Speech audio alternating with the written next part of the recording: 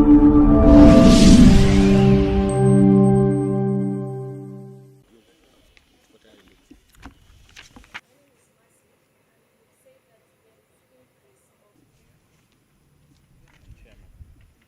call upon all God-fearing people of this country to stand up firm and to be on the lookout. We call upon teachers, we call upon board members of educational institutions to stand up and fight this thing. The time has come that we have to stand, open our eyes and accept this as a threat, and we challenge it. We call upon our legislators. What we have with the Constitution is not enough. We need to legislate and impose heavy penalties of practitioners and promoters of this act. We don't support anything against the nature.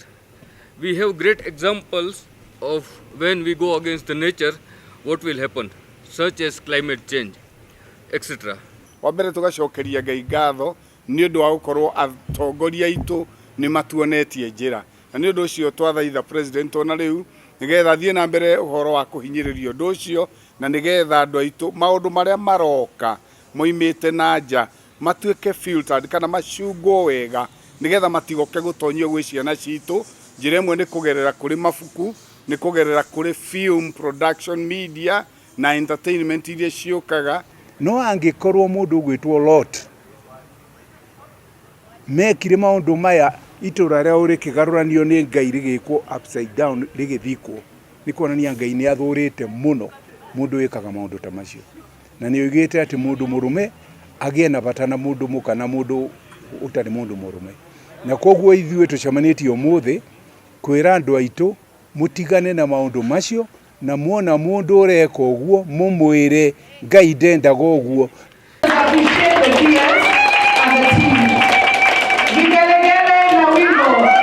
This morning and along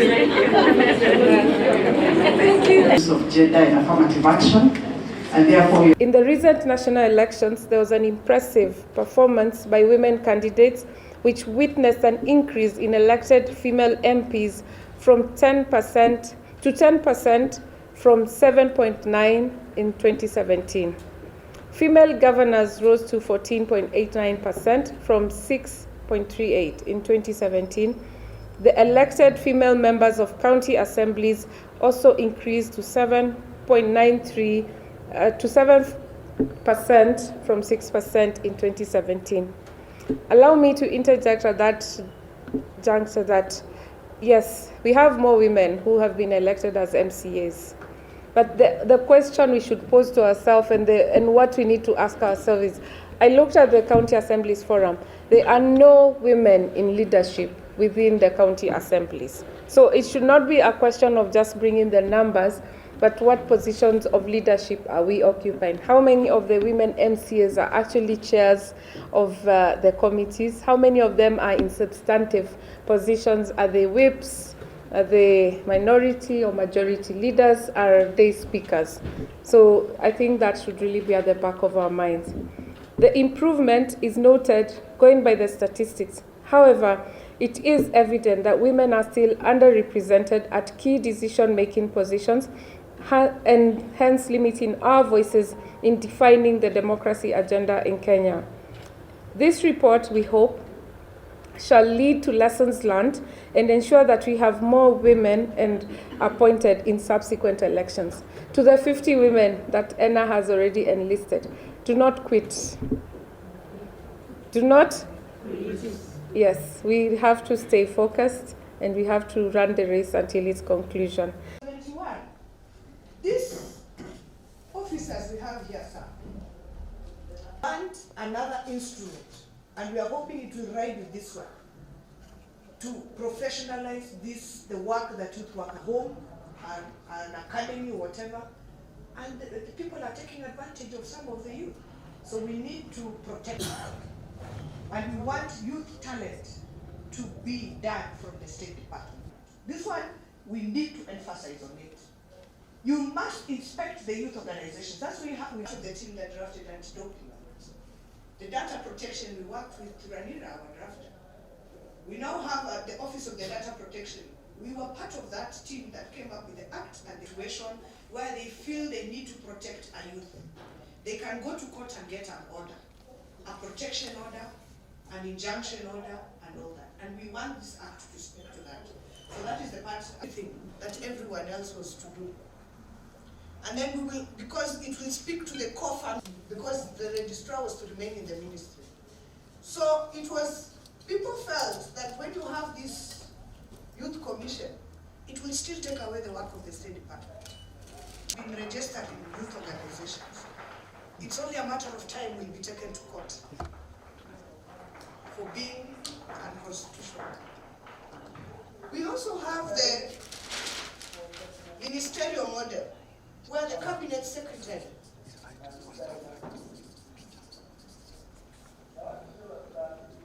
Francisca, please open that so that we actually conceptualize. If you do it with emotions and a lot of attachments to the State Department, tutasahau that generation and we will concentrate here. So, in as much as you love your State Department, make sure you do it for the greater public and many generations to come. We have a lot of youth serving organizations that are not coordinated, that are not regulated, that are not organized except in the name. That's an organization. Therefore, we must have a way to make sure these good organizations, we are not saying they are bad, they are very good organizations. Some are doing very fantastic work for our youth. But unfortunately, this good work that they are doing, nobody can trace it back or can track how good or bad they are doing for our young ones. Hatujui. Hata wale wanafanya kuuliza achievement yao ni ngumu kusema. Therefore, for me, that is a takeaway, that we must have a strong way to make sure these organizations are coordinated very well.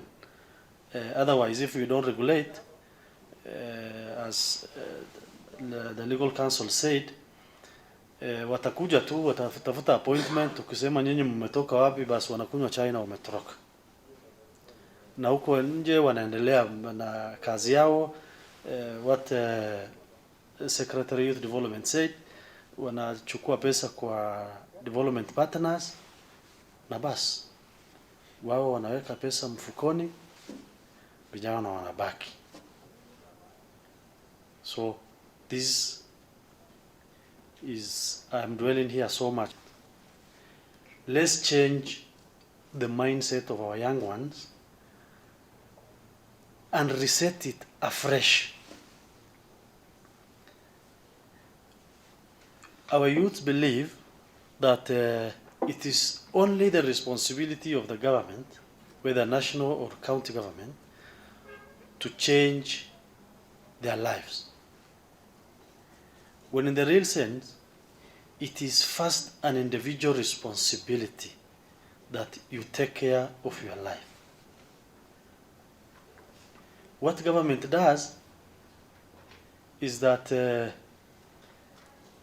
it creates the environment, the forum that allows you to responsibly take care of affairs of your life.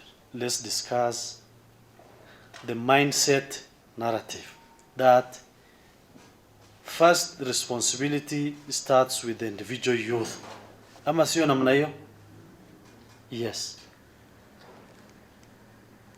Then the government now will do the facilitation to help them achieve what they want to achieve responsibly. This bill is the hope of this population or this constituency that we represent. So give it all your expert thought and by the time imepikwa na imeiva tunapata chakula tamu ambacho kimeandaliwa vizuri. I'm Dr. Damari Sogama. I head the legal department in the State Department of Youth Affairs. We are here to actually operationalize Article 55 of the Constitution. I know we have taken time to do that. We are also here to operationalize the obligations we gave with the African Youth Charter. We feel that it is time now to legislate on the youth rights in this country. We want to also define who the vulnerable youth is and to protect the vulnerable youth. We are also here to ensure that the state takes a bigger role, especially with the judiciary. We need the judiciary to also give orders in court that actually protect the youth. So we believe that when we legislate on these issues, they get more pronouncement, we get the mandate, and we're able to deliver as we are required by the law. And we are now very interested in issues of mentally challenged youth, also issues of the intersex youth. We are also interested in the boy youth. We believe that this is the season and it is time the government takes the responsibility to protect the boy child. And now we want to be able to have a shift in mindset so that we protect the boy child and to also have the government and the country to be interested in the boy child. We are legislating on this because we feel that the boy child is also a vulnerable group.